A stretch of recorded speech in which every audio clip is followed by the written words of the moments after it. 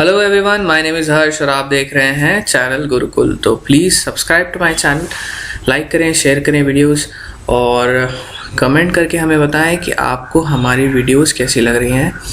ठीक है, और कोई सजेशंस आपके हैं तो प्लीज़ हमें बताइए। ठीक है, तो आज का हमारा टॉपिक है मोटिवेशन, जो कि एक पार्ट ऑफ फंक्शन, हमारा जो डायरेक्टिंग एक फंक्शन है उसका ये पार्ट है। ठीक है ना, लीडरशिप, मोटिवेशन, कोऑर्डिनेशन, जैसे कि हमने पढ़ा है। ठीक है ना, तो आज हम लोग स्टार्ट करेंगे। हमारा जो नेक्स्ट टॉपिक है वो है मोटिवेशन।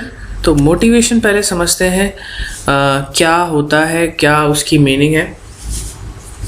तो मोटिवेशन जो है आप लोग सभी जानते हैं कि रिक्वायर्ड है। अगर कोई भी ऑर्गेनाइजेशन में हमें गोल अचीव करना है तो हमें जो हमारे एम्प्लॉयज़ होने चाहिए वो मोटिवेटेड होने चाहिए। ठीक है ना, तो मोटिवेशन बेसिकली क्या कहता है कि motivation is the process of attempting to influence others to do your will through the possibility of gain और रिवॉर्ड। तो किसी तरह के गेन से या रिवॉर्ड से आप जो है इन्फ्लुएंस करने की कोशिश करते हैं जो एम्प्लॉयज़ है, ताकि आपका जो ऑर्गेनाइजेशन का गोल है वो अचीव हो पाए। ठीक है ना, ये एडविन बी फ्लिपो ने ये कहा है। फिर और भी बहुत सारी डेफिनेशन है। क्रक्स इसका यही है कि जो ये एक प्रोसेस है जिससे लोगों को बिहेवियर को इन्फ्लुएंस किया जाता है, उनको स्टिमुलेट किया जाता है, उनके एक्शंस को स्टिमुलेट किया जाता है ताकि आपके जो गोल्स हैं वो अचीव हो पाएँ। ठीक है ना, ये बहुत इम्पॉर्टेंट एक एस्पेक्ट हो गया है talking about the modern era of हमने जो अप्रोच पढ़ी थी, तो उसमें मॉडर्न एरा में और बिहेवियर अप्रोच में हमारी जो है ये बहुत ही एसेंशियल ये एक चीज़ है। ठीक है ना, क्योंकि इसमें ह्यूमन एस्पेक्ट आपका कंसिडर किया जाता है और ह्यूमन को जो है उसके बिहेवियर को और इन सब चीज़ों को हमें ध्यान में रखना पड़ता है। इसीलिए मोटिवेशन को एक इम्पॉर्टेंट फैक्टर माना गया है। ठीक है, तो इसके कुछ हम इम्पोर्टेंस और नेचर पढ़ेंगे कि क्या होता है बेसिकली मोटिवेशन में। तो motivation is an internal feeling which influences the human behaviour. ये एक इंटरनल फीलिंग है, इसे आप देख नहीं सकते, इंटेंजिबल है, क्योंकि कोई अगर मोटिवेटेड है तो आपको उसके बिहेवियर से ही उसका पता चलता है। ठीक है, फिर motivation is affected by way the individual is motivated. ठीक है ना, किस तरह से वो मोटिवेटेड है कि काम करने के प्रति या काम ना करने के प्रति। तो दोनों तरह का मोटिवेशन होता है, पॉजिटिव भी होता है, नेगेटिव भी होता है। ठीक है ना, तो इसे हमें ध्यान में रखना चाहिए। फिर motivation results in achieving goals positively in the organisation. तो मोटिवेशन जनरली जो है ऑर्गेनाइजेशन के गोल को अचीव करने के लिए होता है। Motivation is related to satisfaction, मतलब कि अगर बंदा सेटिस्फाइड है, अगर एक एम्प्लॉय सेटिस्फाइड है तो ही वो मोटिवेटेड हो सकता है। ठीक है ना, बिना एक unsatisfied worker can not be motivated. ठीक है, motivation can be positive and negative, दोनों तरह का मैंने जैसे बताया आपको। फिर motivation is complex as the individual are heterogeneous in their expectation, perceptions and reactions। heterogeneous का मतलब होता है अलग अलग।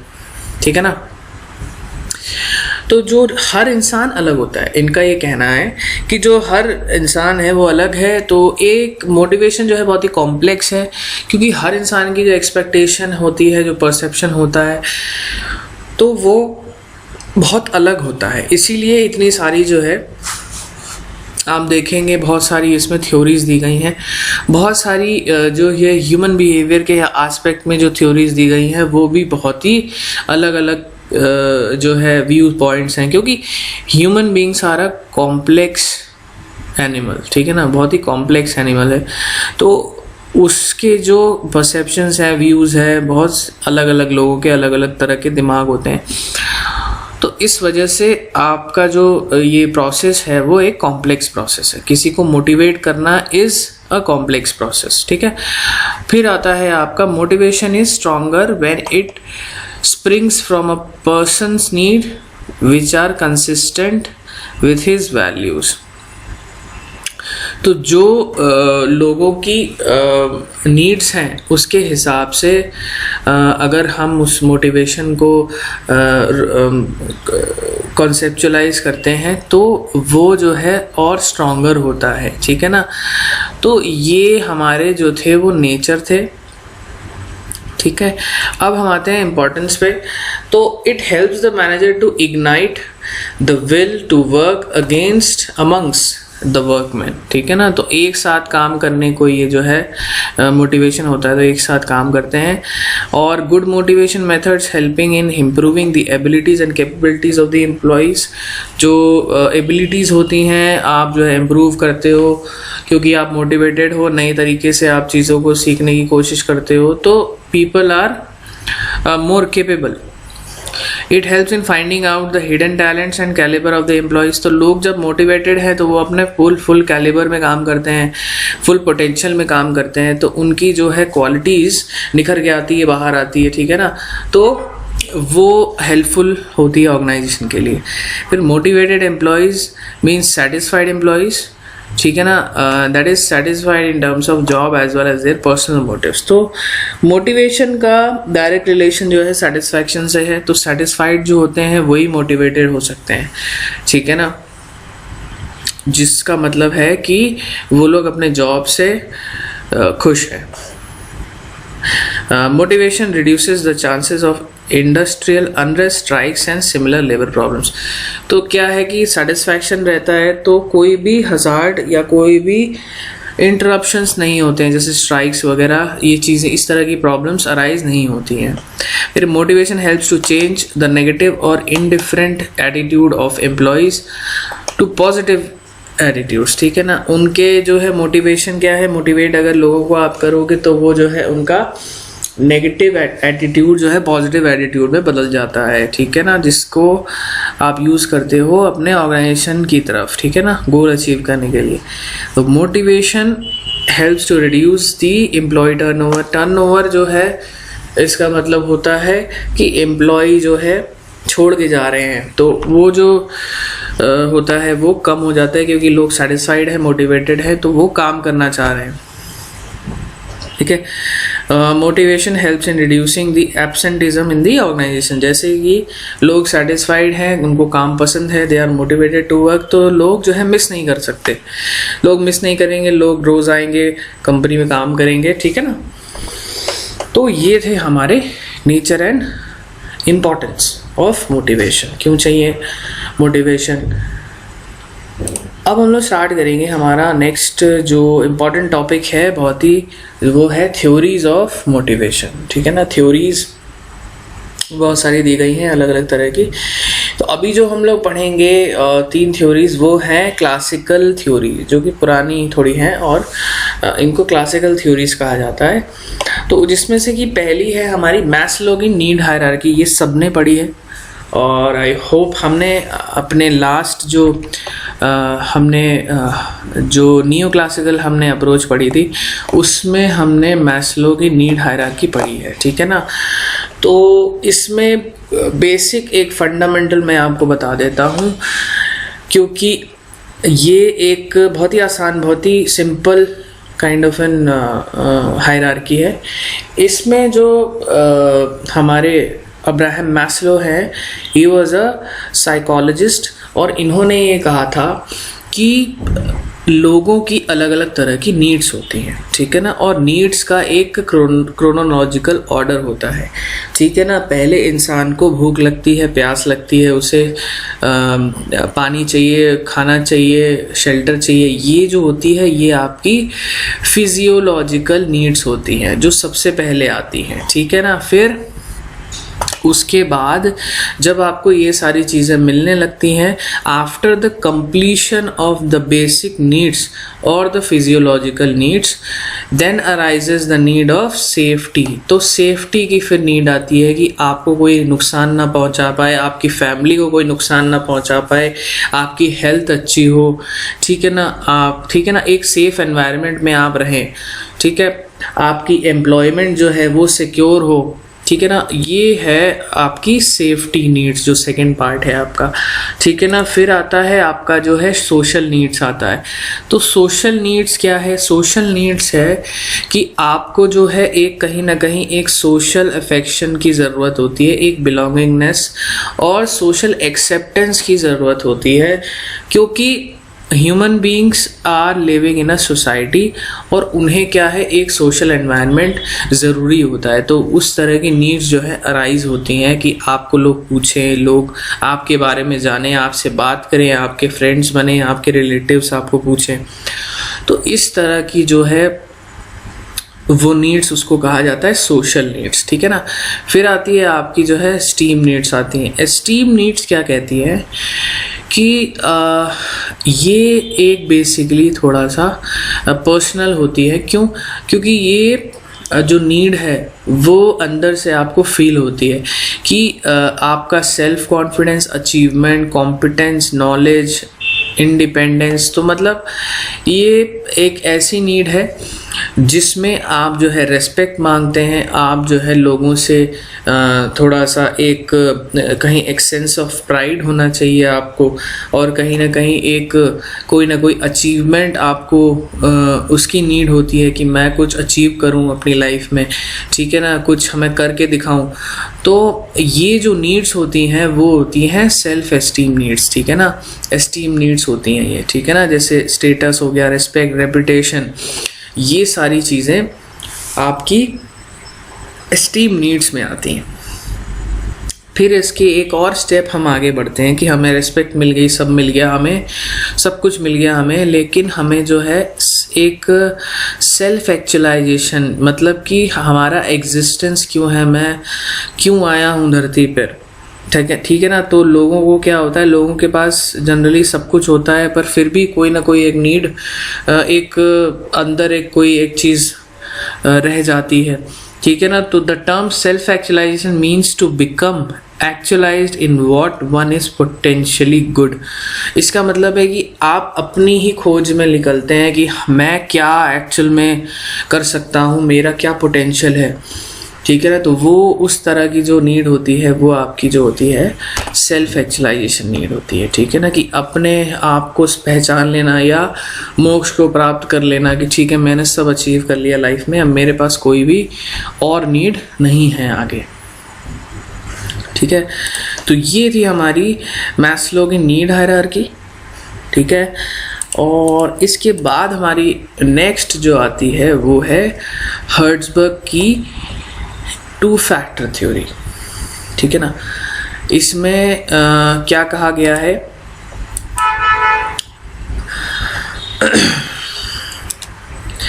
इसमें बेसिकली जो फ्रेडरिक हर्ट्ज़बर्ग थे, इन्होंने 2 फैक्टर दिए, ठीक है ना। एक तो दिए आपके मोटिवेटिंग फैक्टर और मोटिवेशनल फैक्टर, और एक दिया हाइजीन फैक्टर। तो इसे हम समझते हैं कि ये बेसिक क्या है। हाइजीन फैक्टर्स वो हैं जो कि बेसिक आपके रिक्वायरमेंट्स होती हैं, उसको हम बोलते हैं आपके हाइजीन फैक्टर्स, ठीक है ना। Hygiene factors are also called as dissatisfiers or maintenance factors as they are required to avoid dissatisfaction। मतलब कि ये ऐसी नीड्स हैं जिसमें जो कि होनी ही चाहिए, मतलब इनका कहना है कि दीज आर द बेसिक, अगर ये नहीं होंगी तो पीपल विल गेट डिससेटिस्फाइड, ठीक है ना। तो हाइजीन, तो जैसे कि आप देखिए compensation, job security, organisational politics, working conditions, quality of leadership, relationship, तो ये सब जो है वो है हाइजीन फैक्टर्स। क्योंकि अगर आपको पैसा सही नहीं मिलेगा तो आप डिससेटिस्फाइड होगे, आपकी जॉब सिक्योरिटी नहीं होगी तो आप डिससेटिस्फाइड होगे, वर्क एनवायरनमेंट आपका अच्छा नहीं होगा तो आप डिससेटिस्फाइड होगे, पीने को पानी नहीं होगा, पंखा नहीं होगा, बैठने को जगह नहीं होगी। तो ये सारी जो चीज़ें हैं वो क्या है, हाइजीन फैक्टर्स, ठीक है ना। तो इनका होना जो है आपके सेटिस्फैक्शन को या मोटिवेशन को बढ़ाता नहीं है, लेकिन आपको अगर इनका ये नहीं होते हैं तो आप डिससेटिस्फाइड जरूर हो जाओगे, ठीक है ना। फिर आते हैं आपके मोटिवेशनल फैक्टर्स। ये जो फैक्टर्स हैं वो क्या हैं, वो ये कहते हैं कि आप कहीं ना कहीं ये ऐसे फैक्टर्स हैं जो आपको इन्फ्लुएंस करते हैं, जो आपको मोटिवेट करते हैं, जो एक सेंस ऑफ अचीवमेंट है, जैसे कि इनको कहते हैं, देखिए सेटिस्फायर्स कहते हैं, ठीक है ना। तो ये है जैसे अचीवमेंट हो गया, रिकग्निशन हो गया, एडवांसमेंट्स हो गया, work itself, possibility of growth and responsibility, मतलब कि आपको प्रमोशन मिल गया, आपके इंक्रीमेंट हो गया, आपका कहीं ना कहीं आपको कोई अवार्ड मिल गया, आपको कहीं रिकग्निशन मिल गया। तो ये जो है, ये फैक्टर्स जो हैं आपके, ये सेटिस्फायर्स होते हैं। इनके नहीं होने से कोई डिससेटिस्फाइड नहीं होगा, लेकिन अगर ये होगा तो people will be more satisfied and more motivated, ठीक है ना। तो हाइजीन फैक्टर्स वो हैं जिनके नहीं होने से डिससेटिस्फाइड हो जाता है इंसान, और मोटिवेशनल फैक्टर्स वो हैं जिनके होने से लोग और ज़्यादा मोटिवेट हो जाते हैं, ठीक है ना। तो आई होप आपको समझ में आया होगा, ठीक है। तो ये थी हमारी 2 फैक्टर थ्योरी। अब हमारी लास्ट थ्योरी जो आती है क्लासिकल अप्रोच की, वो क्लासिकल जो थ्योरी है वो है थ्योरी Z। ये जो थ्योरी है ये दी थी प्रोफेसर विलियम आउची ने, ठीक है ना। थ्योरी Z हमने पढ़ा है थ्योरी X और थ्योरी Y। तो थ्योरी X और थ्योरी Y जो दी थी वो दी थी मैकग्रेगर ने, और ये हमारी जो थ्योरी Z है वो दी है प्रोफेसर विलियम आउची ने, ठीक है ना। इन्होंने क्या करा, इन्होंने उस समय एक स्टडी करी थी कि जिसमें अमेरिकन जो कंपनीज थी वो बहुत ज़्यादा बढ़ नहीं रही थी आगे, but rather than Japanese companies जो है बहुत ज़्यादा उनका जो है ग्रोथ हो रही थी, बहुत अच्छी वो परफॉर्मेंस उनको वो दे रहे थे। तो उन्होंने ये एक रिसर्च करी थी कि क्या उसमें एक नई चीज़ है या क्या जापानीज़ कंपनी में एक नई चीज़ हो रही है जिसकी वजह से वो इतना ज़्यादा आगे बढ़ रही हैं। तो उन्होंने ये देखा कि इसमें जो है जो मैनेजमेंट जिस तरह से वो टीम मैनेजमेंट जिस तरह से हो रहा है उस तरह वो जो है एक नए तरीके से हो रहा है, और लोग जो है मोटिवेट ज़्यादा कर रहे हैं अपने जो एम्प्लॉयज़ हैं, और बेटर हैंडलिंग हो रही है, बेटर मैनेजमेंट हो रहा है, ठीक है ना, रादर देन दी अमेरिकन मैनेजमेंट जो स्टाइल्स हैं, ठीक है ना। उनकी स्टाइल और उनकी स्टाइल में बहुत ज़्यादा फ़र्क था, और जिसकी वजह से जो जापानीज़ कंपनी थी वो बहुत ज़्यादा अग्रेसिव और बहुत ज़्यादा ग्रोथ कर रही थी। तो बेसिकली थ्योरी Z जो इन्होंने बनाई वो इसी फीचर्स या इनके ही जो स्टाइल्स हैं उनके कंपैरिजन से उन्होंने जो है ये बनाया कि क्या होना चाहिए एग्जैक्टली, क्योंकि वो उनकी थ्योरी जो है बहुत रिनाउंड थी उस समय, उनकी जो मैनेजमेंट प्रैक्टिस थी वो बहुत इफ़ेक्टिव थी, तो उन्होंने ये थ्योरी जो है डेवलप करी। तो इसमें क्या कहा गया, इसमें देखिए थ्योरी Z में जो फीचर्स हैं वो सबसे पहले है म्यूचुअल ट्रस्ट। इसका मतलब है कि जो है एक दूसरे पे ट्रस्ट होना चाहिए, कोई सबऑर्डिनेट है, कोई आपके एम्प्लॉयज़ हैं, तो एक दूसरे को जो है आप ट्रस्ट करिए। क्यों? क्योंकि आप एक चीज़ के लिए काम कर रहे हैं, जो आपका एम्प्लॉय है वो भी अपना टाइम देता है, सब कुछ देता है, एफर्ट कर रहा है, सब कुछ कर रहा है, तो you should trust your employees, ठीक है ना। एक दूसरे पे ट्रस्ट होना चाहिए ताकि जो है कॉन्फ्लिक्ट ना हो और आप एक दूसरे पे शक ना करें, कोई एक ऑर्थोडॉक्स कोई माहौल ना पैदा हो, डोमिनेटिंग माहौल ना पैदा हो जिसमें जो है आप बहुत ज़्यादा प्रेशराइज कर रहे हैं कि नहीं तुम काम नहीं कर रहे हो, या इस तरह से आप जो है कॉपरेशन बना के रखें ताकि आपका ऑर्गेनाइजेशन ऑब्जेक्टिव जो है अचीव हो, ठीक है ना। उनको जो उनके एम्प्लॉयज़ हैं उनको एक लगे कि नहीं आप जो है एक अच्छा माहौल हमें मिल रहा है, people trust us and we will perform accordingly, ठीक है। फिर सेकंड पॉइंट आता है लॉन्ग टर्म एम्प्लॉयमेंट। इन्होंने ये कहा कि जॉब सिक्योरिटी आप दीजिए, लोगों को जॉब सिक्योरिटी आपको देना चाहिए। क्यों? क्योंकि जॉब सिक्योरिटी से इंसान की एक जो एक सेफ्टी जो नीड होती है वो ऑटोमेटिकली उसकी जो है पूरी हो जाती है। उसको पता है कि जो एम्प्लॉयमेंट है उसका वो कहीं नहीं जा रहा, तो उसको कहाँ ध्यान देना है, उसको ध्यान देना है अपने परफॉर्मेंस पे, अपनी चीज़ों, अपने काम पे। तो उससे क्या होता है कि वो एक स्टेबिलिटी और एक सिक्योर सा फील करता है और उसको एक हेल्दी एनवायरनमेंट मिलता है जहाँ की वो अच्छा परफॉर्म करता है। ठीक है, फिर थर्ड आता है आपका स्लो इवैल्यूएशन एंड प्रमोशन। तो इन्होंने ये कहा कि इनको जो एम्प्लॉयज़ हैं उनको एक जॉब एनलार्जमेंट, इनका देखिए यहाँ पे job enlargement, career planning, training हो गया, जॉब रोटेशन। इसका मतलब है कि इन्होंने कहा कि लोगों को पहले आप सारे वर्टिकल्स या सारे सब तरह की आप नॉलेज दीजिए, उनको जो है रिस्पॉन्सिबिलिटीज़ उनकी बढ़ाइए, सेम रोल में उनको अलग अलग डिपार्टमेंट्स में जॉब रोटेशन करिए कि सेम लेवल पे आप जो है मार्केटिंग देखा, आपने सेल्स देखा, आपने जो है HR देखा, आपने जो है प्लांट देखा, इंजीनियरिंग देखी। तो ये सारे डिपार्टमेंट्स, इनका ये था कि ज़्यादा अगर डायमेंशंस में लोगों को आप जो है धीरे धीरे उनकी डेवलपमेंट करोगे तब वो जाके कहीं ना कहीं एक टॉप लेवल पे वो प्रमोट हो पाएंगे, क्योंकि उनको एक बेटर अंडरस्टैंडिंग होगी हर एक चैनल की, हर एक डिपार्टमेंट की, तभी वो एक अच्छे मैनेजर बन पाएंगे। ठीक है ना। तो ये इनका प्रोसेस था, थोड़ा स्लो इवैल्यूएशन और प्रमोशन का प्रोसेस था, बट इट वाज यूज़फुल, क्योंकि जब बंदा प्रमोट होता है तो उसे हर तरह की नॉलेज होती है, हर तरह का उसे एक्सपीरियंस होता है। फिर आता है हमारा इंटीग्रेटेड ऑर्गेनाइजेशन। अब मतलब इसका ये है कि ऑर्गेनाइजेशन जो है वो उसमें भले ही बहुत सारे डिपार्टमेंट हो सकते हैं, बट जो रिसोर्सेज और इन्फॉर्मेशन है दे शुड फ्लो फ्रॉम मतलब ईच अदर। तो हर तरह से आप जो है फ्री हो, आप जो है एक इंटीग्रेटेड ऑर्गेनाइजेशन है तो कहीं से कहीं तक कोई विभाजित कुछ नहीं होना चाहिए, कोई डिपार्टमेंट एक दूसरे से जो है कोई कंपटीशन नहीं होना चाहिए। तो एवरीथिंग शुड बी यूनाइटेड। कोई कहीं से अगर इंफॉर्मेशन चाह रहा है, कोई व्यू देना चाह रहा है, तो it is an integrated organisation. और इंटीग्रेटेड ऑर्गेनाइजेशन में जो है flow of information and resources are fluent और फ्रीक्वेंट। ठीक है ना। तो आराम से आप जो है अपने कम्युनिकेशन और इन्फॉर्मेशन आप कहीं से भी ले सकते हैं। तो इंटीग्रेटेड ऑर्गेनाइजेशन। ठीक है। तो मॉडरेटली स्पेशलाइज्ड करियर पाथ।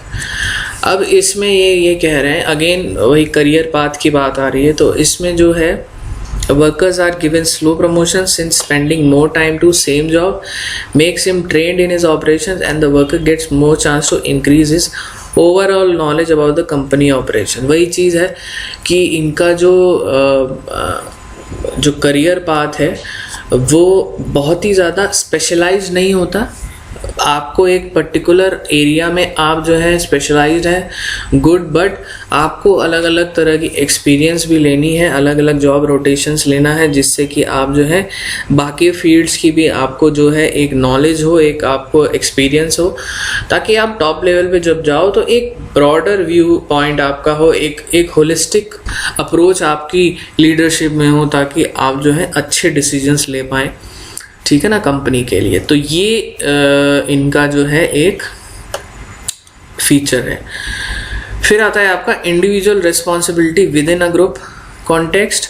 तो type Z organization emphasize on the individual performance but with in the group. Thus not only the group but also an employee individually is responsible for the achievement of goals. तो इसका मतलब ये है कि इन्होंने हर individual को responsibility दे रखी है और उसको डिवीज़न दिया है, उसके हिस्से का वर्क जो है उसे करना पड़ेगा, और he would also be responsible for the goal achievement. ठीक है ना, उसको भी रिस्पॉन्सिबिलिटी उतनी ही है उसकी जितनी की एक ग्रुप की है।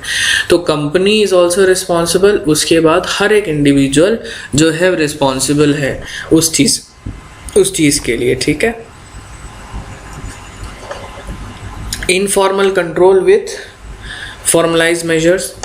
तो theory X emphasizes mutual trust and cooperation rather than on superior subordinate relationship। इसका मतलब ये है कि वो जो है वो म्यूचुअल ट्रस्ट पे काम करते हैं।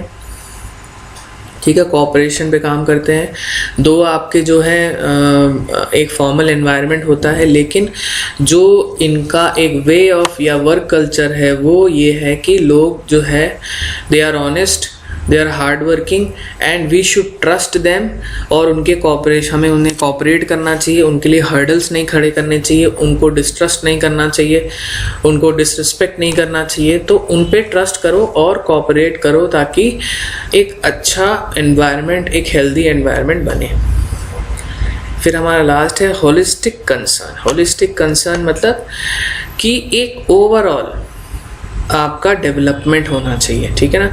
Theory Z stresses on overall development of the employee, social need, personal need, professional need, human need of a employee are taken care of by the organisation, ठीक है ना। Social life and customs are given equal importance as work. तो हर चीज़ को importance दिया जाता है यहाँ पे, हर चीज़ को एक समान तरह से देखा जाता है। ऐसा नहीं है कि खाली जो है आपका काम ही ज़रूरी है और कुछ है ही नहीं लाइफ में।